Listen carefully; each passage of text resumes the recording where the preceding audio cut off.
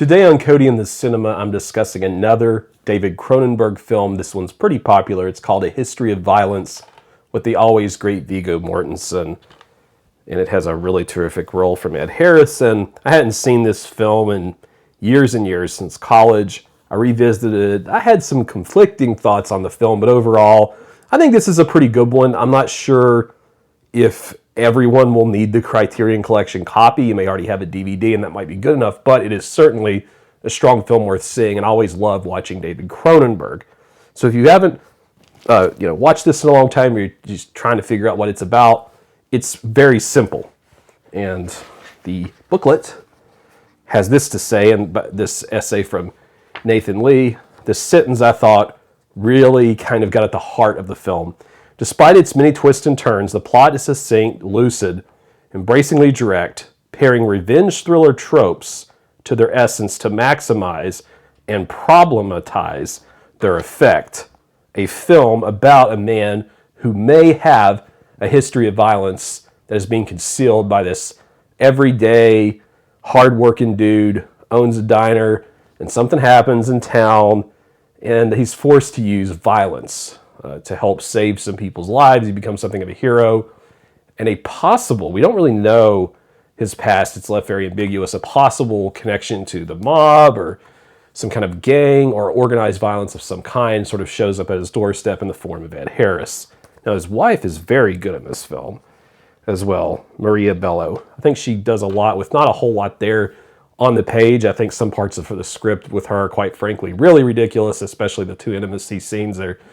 I don't know. I've heard different thoughts on that. The first one I find to be comical, to be honest with you, but maybe, I don't know, maybe I'm missing something there. I love her reaction as she learns more about this character that Viggo Mortensen plays. I think that her reactions are so realistic, so understandable, and it's not a linear thing. You know, she has, to me, extremely believable, if complicated, reactions to learning more and more about this character, because in the film you don't really know what his true history with violence really is. Like, is he getting lucky that he was able to survive one bout of violence? Is he just like some guy, maybe he was a tough guy in high school and he just like, he knows a little bit about fighting, or does he actually have a more complicated past? And I think that part of the film is really fascinating. His son is really cool. I like his son a lot. They don't do anything with the younger daughter in the film, but the son, in some ways, he's following in some of those violent footsteps, maybe, that the film's suggesting that the father may or may not have. And he's clever, he's funny, he's charming. There are moments of black comedy here that work pretty well, especially toward the end, and one of the film's confrontations at the end. I think that could be kind of funny, and it feels a little bit, I don't want to say undercooked, but it feels like after a certain point, I knew every step the film was going to take, but it didn't really matter that much because I enjoyed the actors so much, especially Ed Harris. I love Ed Harris in a calm, menacing role. I think about something like Glengarry Glen Ross, where he's always angry, he's always a hothead, and he's just constantly ranting and raving in that film, and he's good in that film, and that's a great film. I like this sort of performance even better, really subdued, menacing, just that he has an injury to his eye, and that kind of adds something to it as well. The violence in the film is very well, I guess you could say, choreographed. The blocking is awesome. It is quick and brief at times, and it is quite brutal. If you already like Cronenberg and some of the effects in his movies like Kronos or whatever, I think you're going to find a lot of this works for you in that way, although it doesn't go into that like Videodrome level, right, where there's like something being pulled out of the body. I'm not really sure how much I had to that leaves for the intellectual side of your cinematic experience. As part of what, like, when we watch Criterions, or whenever I watch Criterions, I'm sometimes expecting that, and I don't know. I don't know how I feel about that part of the film. In other words, was I left with much to ponder? Not really. I mean, not really. But like, it's really cool to see an effective thriller like this in the collection. I really like these actors.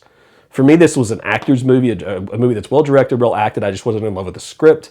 So it's one of those things that I think this is a pretty darn good flawed film.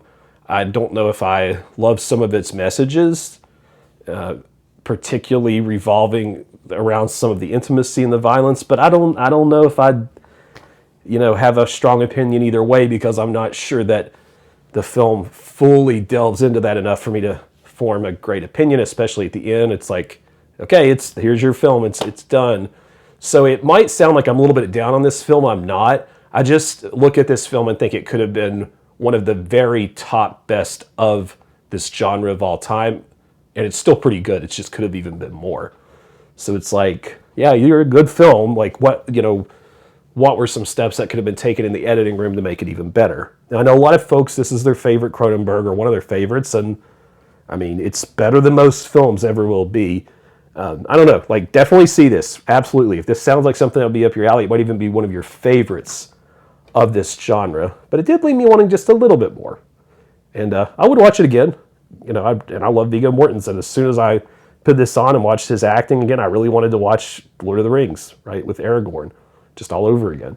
So those are some of my thoughts. Like, it's a little bit of a mixed bag, but it's mostly positive. And I'm glad I guess I am glad that I have it in my collection, and I guess I am glad it has a Criterion, but I think my DVD also would have been fine to have held on to. So if you found any of this helpful and want to click a thumbs up, I'd appreciate it, and tell me your thoughts on the film. If you think I missed something, or you liked it a little less than me or a little bit more than me, you can tell me in the comments. Any film recommendations along these lines that you have. And as always, if you wouldn't mind, subscribe to Cody in the Cinema.